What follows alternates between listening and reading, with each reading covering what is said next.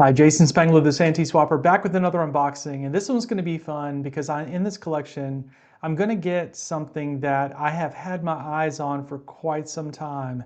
I've got a little bit of a visual cue that I pulled from my office to share with you, but this is going to be fun. Originally, I was talking to a brother and sister, mostly dealing with the sister, and I thought at first this might be an estate situation where maybe the father had passed away, but luckily, I was able to do a FaceTime with her later with the dad and got a little more information about his time in scouting.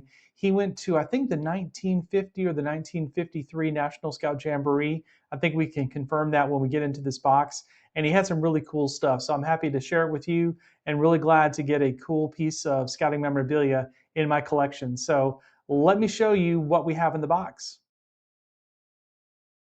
I've already kind of foreshadowed that this is the kind of collection where the daughter really wanted to make sure that her dad's stuff was appreciated, and she went so far as to write me literally like a little bit of a resume of his time in scouting and the things that are in here. So what I'm going to do now is put these items underneath the close-up camera, kind of share them all with you. We'll talk a little bit about the history and share some of the things that she has told me.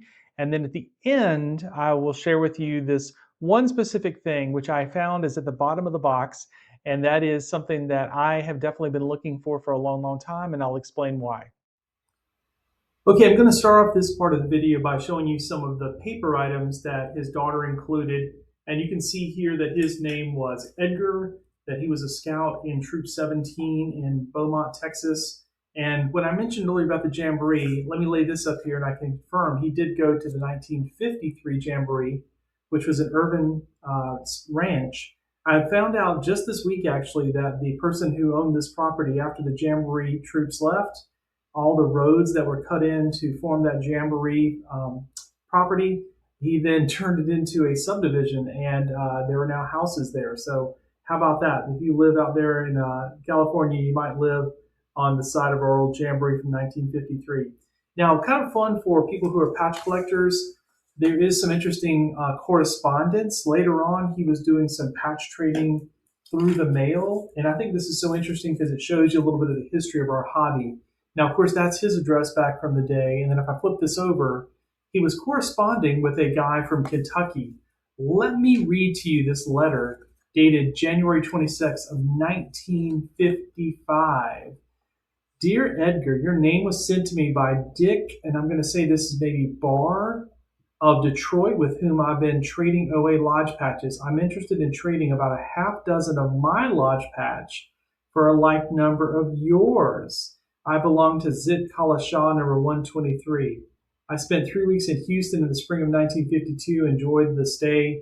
The company I work for, the Girder Company, still has some construction for Gulf at Port Arthur.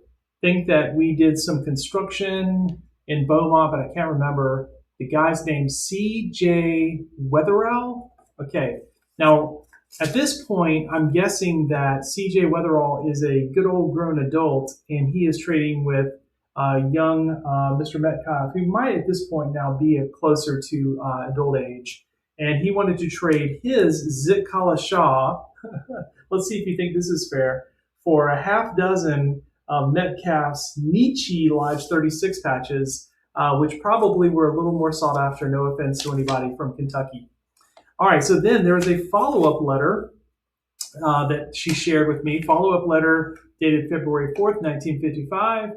Thank you very much for the patch. I like the design, especially since I'm one of the chiefs on our Indian dance team. I'll write to Bill White in the next couple of days. I'm enclosing one of our patches. If you want more for trading, just say so. I'm at home at the present. My duplicates are Lodge 7, Lodge 162, 191, 397. I expect others in the near future. Scouting by yours, Charles Weatherall. And again, Lodge 7, that's Chicago. Lodge 162, Detroit. Lodge 191 is one of those in Illinois. So these are, this is kind of how the game worked back in the day. Someone had scout patches that were extras, and they would mail them in the mail for yours. And so it was a bit of a game of, did yours, would you mail your patch? There was no internet, and this is how patches were traded back and forth after the Jamboree was over. So that is definitely fun times.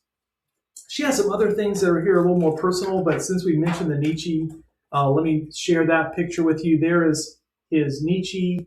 Here is a picture of Edgar getting his eagle with the other scouts, including the newspaper write-up. Here's his Order of the Arrow card, and again, Eagle Scout. Now, in the note, she shared that her father did become the lodge chief in 1954 of Nietzsche Lodge, which is really super cool. So after going to the Jamboree, he came back, and the next summer he was elected chief of his lodge. He also worked on camp staff in 1953 at Trinity.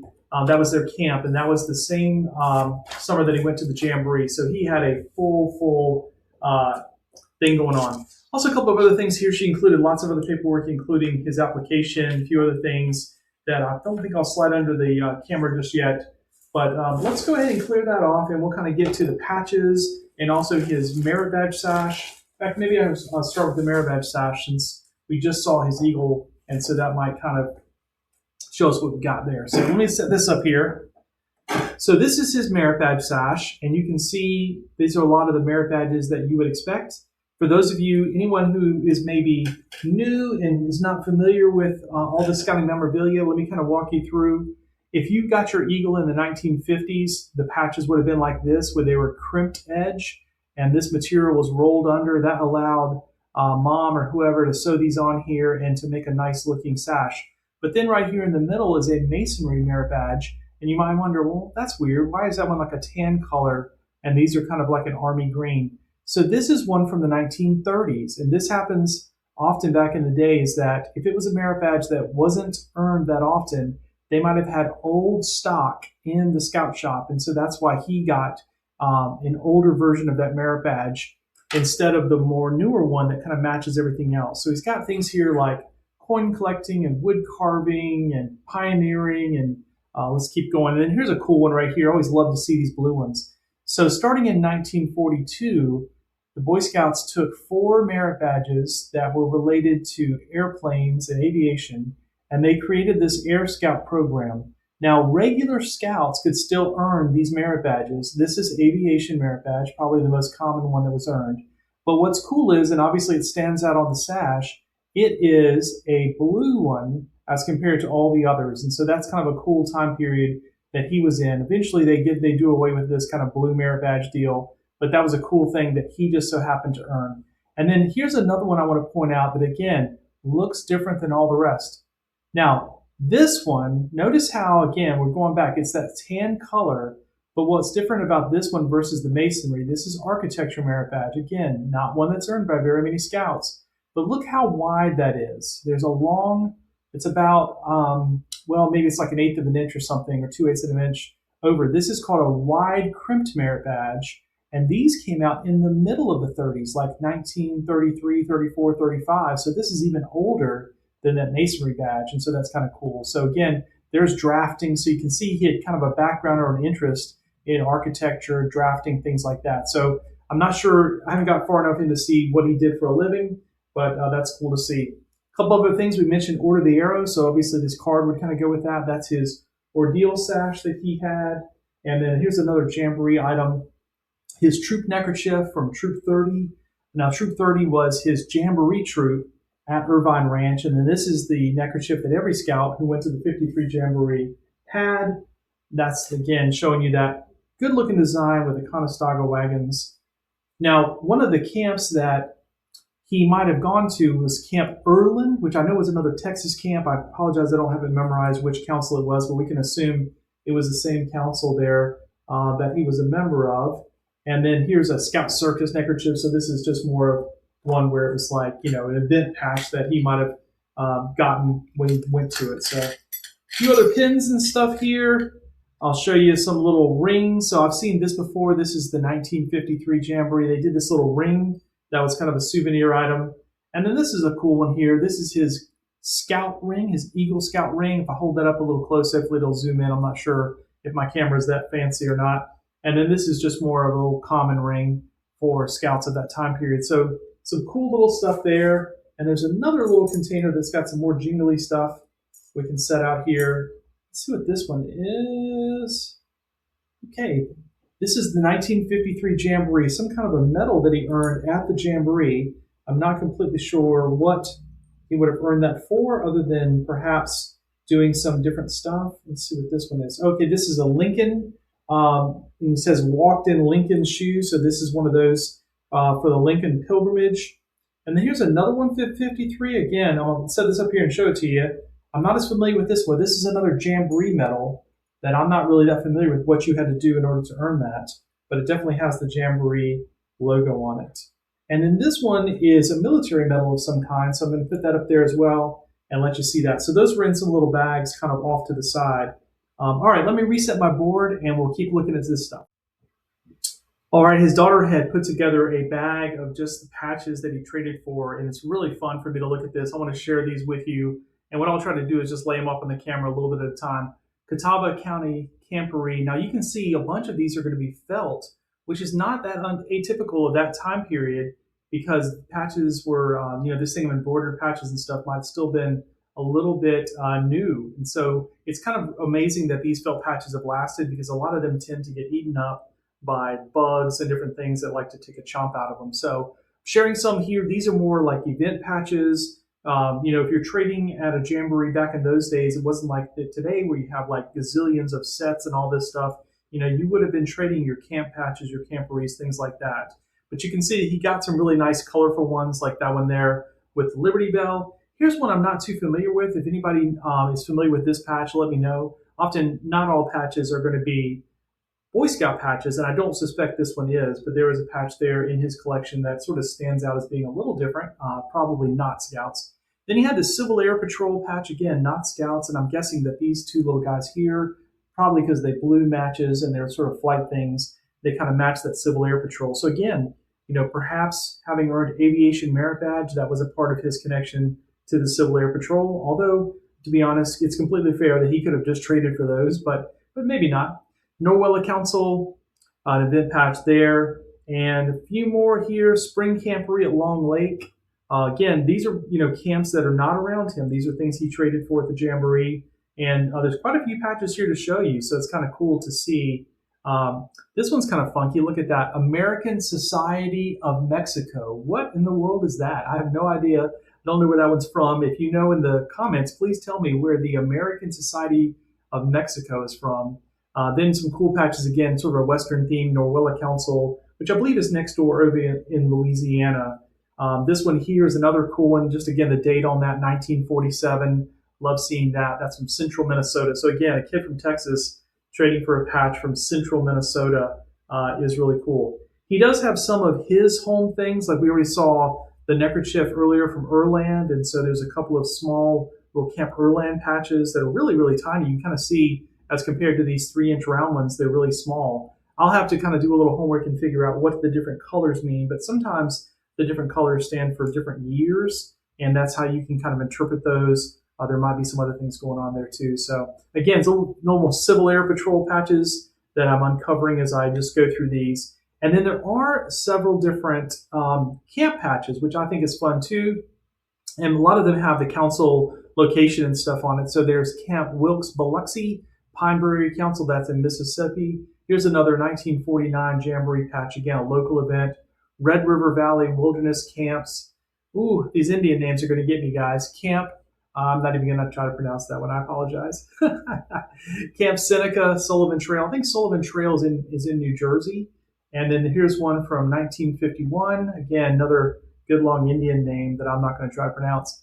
Now, Cherokee, 1951, I definitely can pronounce that. And I believe there were multiple Camp Cherokees, and so there was one in North Carolina I'm familiar with, but I don't think that's the only one. And here's another camp patch from 1952. And again, very obvious, all of these were traded for the 53 Jamboree based on the dates. Now, I did see some membership cards where he gets back involved later in the program, but I'm sure that most of this trading is happening, during this time period. Again, there's one from Missouri. I recognize that camp.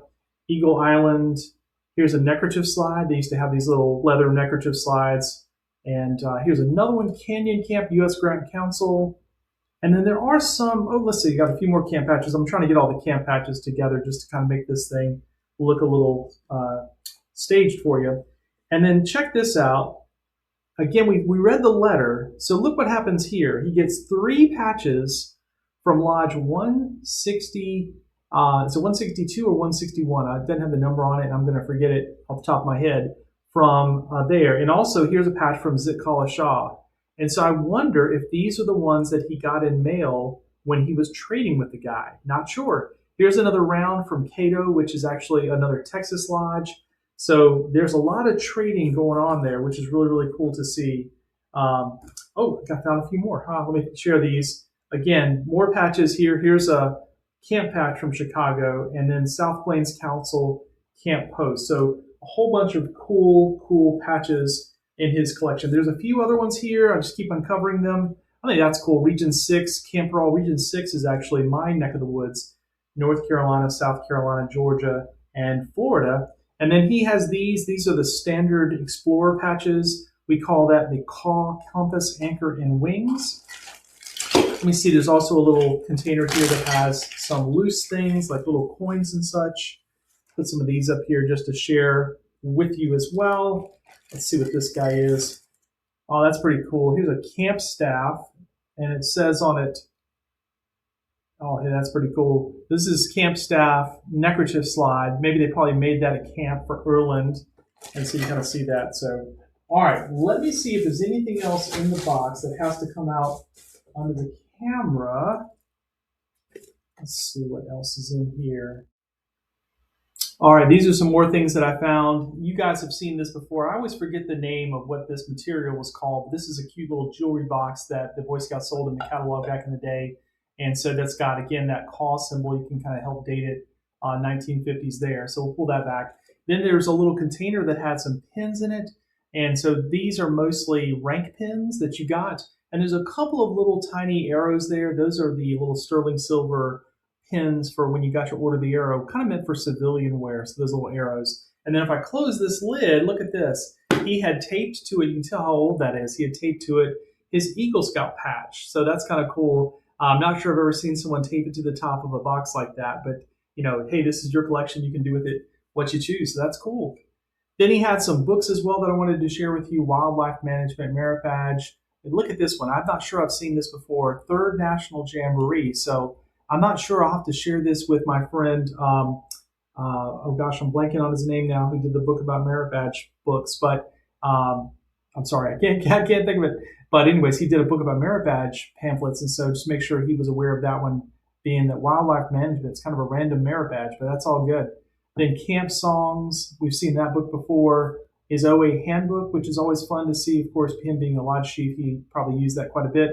Patrol leader's handbook, his Boy Scout handbook, and then a handbook for boys, which would have been an earlier version, probably one that was given to him. I don't think he would have used that one for himself. So, all right, that is everything I want to show to you with the up-close camera. So now let me pull back and I'll show you this other cool item. If you haven't already seen enough cool items from this vintage collection, I've got something I want to show you and kind of give you my story with that.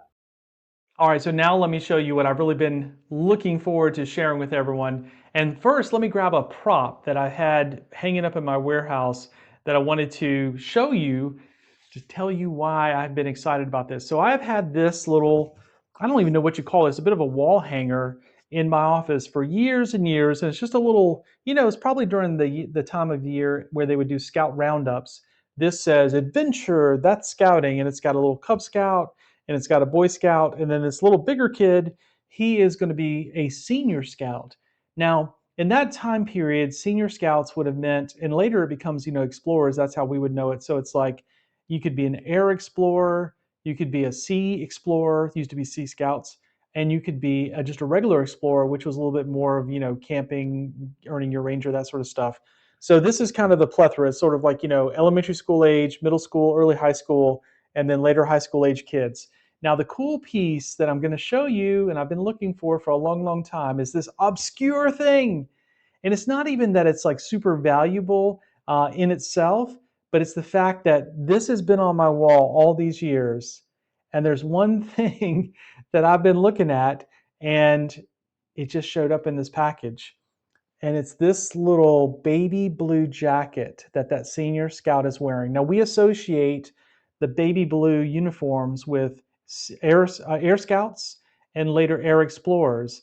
But the Boy Scouts did, for a brief time period, make a baby blue jacket that they marketed for senior scouts, which again was older scouts. So it's just simply a little cotton jacket. But Edgar got that cotton jacket when he went to the 1953 Jamboree, or got it sometime around then when he was being lodge chief, and he kept it. But it's in the collection. Oh man, this is cool. I've been looking at that jacket on that print for years. Never in my collection did I have one of those blue jackets. And again, hold this up to the camera a little bit. You can see it's got the official mark here, the official, Boy Scout seal, New York, Chicago, and everything. And this is that Senior Scout jacket that was advertised there. And look right there. The reason why we call it Senior Scout jacket is it says Senior Scouts BSA. So it doesn't say Air Explorers, it doesn't say Sea Explorers or whatever. Just it's sort of a generic Senior Scouts, but it is the baby blue color of the Air Explorers, which I think is so cool. So on this jacket, this is what in the hobby we would call a brag jacket. It has patches that not necessarily he earned, but that he traded for. And so there's nothing wrong with this, no foul called. These are from all over, but especially patches he probably traded for at the Jamboree. So we see there, here's a 53 Jamboree host patch. Region 12, that was the California guys. Region 4, the buckskin men from Ohio, Kentucky, West Virginia. Wilderness camps. I was kind of curious to see if we'd see some of the same patches that he had loose there, but so far I haven't. But again, here's a Camp Charles patch from North Carolina. Here's Troop 11 in Hackensack. That's got to be Hackensack, New Jersey, right? Camp Hook, summer camp. I think Camp Hook is in Texas. Then if we turn it over on the back, we have more of these patches that he traded for. Again, Camp Old Indian, that's in South Carolina. Camp St. Croix, St. Paul area, Minnesota. Bowpine Camporee, West District Powwow, Camp Preston. And then right on the back is the 53 Jamboree jacket patch. Now, the 53 Jamboree was the only year that they did not have a Jamboree patch, a jacket patch that was sold loose in the trading post. The only way to get the jacket patch from 53 was on the jacket patch. It was on the jacket. That's what I have been led to be told. So I'm not sure, and maybe this is a question for the comments for the hive mind of scout collectors. Did they sell this blue jacket at the 53 Jamboree with that patch? Or was it one of the red or green jackets and Edgar took it off and put it on here? So I'm not sure, but either way, it all matches up and is super cool. So Camp Cato, Camporee, Camp Easton. So what I would sort of say about this jacket, again, this is why it's going to stay in my permanent collection, is because it's something that I've been looking at for years. But also, it's a great example of what happened with patch trading when you went to these early jamborees. Jamboree trading today, and I'm actually going in 2026 in just a few weeks to the National Jamboree, is going to look very different from how it did in 1953. But in 53, they were trading for the patches they had. So camp patches, camporee patches, all that. A camporee patch today, and even some of the ones on this jacket, even though they're 70-something years old, they don't always have a lot of value, especially once they're sewn down. But I think it's just kind of a relic. It's kind of a time capsule piece that I would love to add to my collection. So anyways, I'm excited about this. I appreciate you guys watching this video. Jason Spengler, the SanteeSwapper. Definitely follow me on YouTube and check out my website, scoutpatchcollectors.com. Appreciate it. Thanks, guys.